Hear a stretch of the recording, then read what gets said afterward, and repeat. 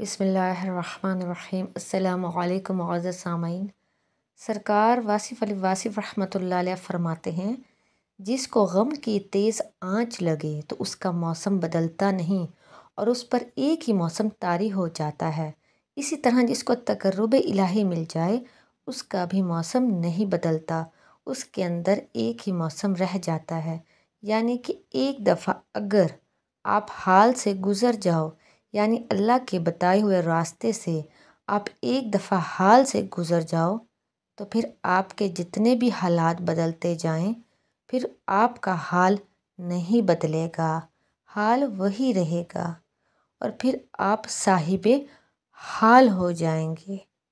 آپ پر ایک حال اتنا طاری رہے گا کہ ہر حال کے اندر آپ کا راستہ کوئی نہیں روکے گا، اور آپ کی یہ کیفیت مستقل ہے۔ اس لیے آپ بدلتے ہوئے موسموں کے ساتھ اپنے آپ کو متاثر نہ کرنا۔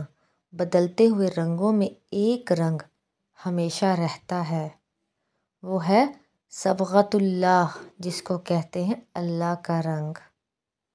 ہر بدلتے ہوئے رنگ میں وہ ایک رنگ قائم رہتا ہے۔ ہر چہرے میں ایک چہرہ بنیادی طور پر درمیان میں کامن رہتا ہے، مشترک رہتا ہے، کیونکہ یہ اللہ کا بنایا ہوا چہرہ ہے، اس کی قلم یا اس کا برش لگا ہوا ہے۔ اور جب آپ کو یہ محسوس ہو گیا کہ ہر چہرہ ایک ہی چہرہ ہے، تو پھر آپ کو یک رنگی نظر آئے گی۔ تو گویا ان وسیع رنگوں میں تضاد میں اور ورائٹی کے اندر جس دن آپ نے یکسانیت ڈھونڈ لی، اس دن آپ کو توحید سمجھ آنا شروع ہو جائے گی۔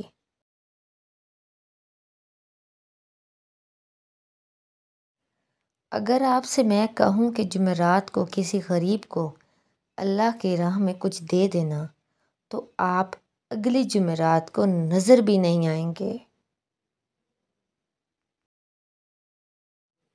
کچھ لوگ ہوں گے جو کسی کو دے کر آئیں گے، تو اللہ کی راہ میں کسی غریب کو کچھ نہ کچھ دیا کرو۔ کسی غریب بچے کی فیس ہی دے دو۔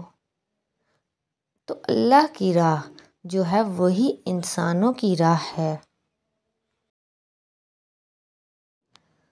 تو حاصل شدہ کو انسانوں میں تقسیم کرو، کسی کی غلطی معاف کر دو، بھائی کو معاف کر دو، بہنوں کے ساتھ تو کبھی ناراض نہ ہونا، تو بھائی کے ساتھ صلح کرو اور بہنوں کی خدمت کرو۔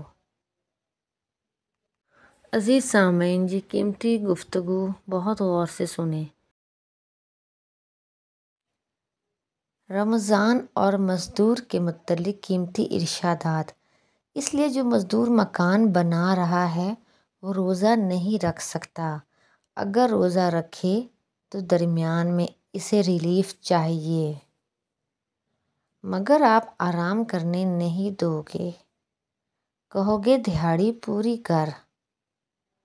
مطلب یہ کہ آپ روزے کی عزت کرو اور کہو چونکہ روزہ ہے لہٰذا تمہیں دن کے پیسے ملتے رہیں گے۔ رمضان شریف میں تو اتنا کام نہ کر۔ وہ روزہ رکھتا ہے یا نہیں رکھتا، آپ نے یہ کہنا ہے کہ میں نے کام پورا لینا ہے۔ آپ کو پتہ ہے کہ پورا کام پورے روزے کے ساتھ نہیں ہو سکتا، لہٰذا اس کے اوپر یہ الزام تو نہ لگاؤ کہ تو نے کھانا کھا لیا، چائے پی لی، تو بڑا بے ایمان ہے، کام چور ہے۔ تو مزدور کو کبھی کہتے ہو روزہ خور ہے، کبھی کہتے ہو تو کام چور ہے، تو آپ کو سکون کدھر سے ملے گا؟ سکون یہ ہے، پہلے آپ لوگوں کی کیفیت پہچانو، پھر اپنی کیفیت پہچانو۔ اگر ایک ایسی خواہش پیدا کر دی جائے جس کا تعلق دنیا سے نہ ہو لیکن عاقبت پوری ہو، تو یہ سکون ہے۔ مثلاً حج کی خواہش ہو، میں نے پہلے بھی بتایا تھا کہ جس آدمی میں حج کرنے کی خواہش شدت سے ہے، اس کا حج ہو گیا۔ سبحان اللہ، کیا خوبصورت گفتگو ہے سرکار حضرت واصف علی واصف رحمۃ اللہ علیہ کی۔ عزیز سامعین، آپ کو ہماری یہ ویڈیو کیسی لگی؟ کمنٹس میں اپنی قیمتی رائے سے ہمیں آگاہ کیجیے۔ ویڈیو کو لائک اور چینل سبسکرائب کرنا مت بھولیے۔